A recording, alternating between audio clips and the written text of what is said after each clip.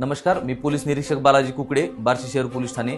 मागील काही दिवसापासून काही मुलं बार्शी शहरामध्ये बुलेट घेऊन फटाका सायलेन्सर वाजवत असताना नागरिकांकडून तक्रार आल्या होत्या। त्याचप्रमाणे पेट्रोलिंग दरम्यान आमच्या पण ते निदर्शनास आलं होतं।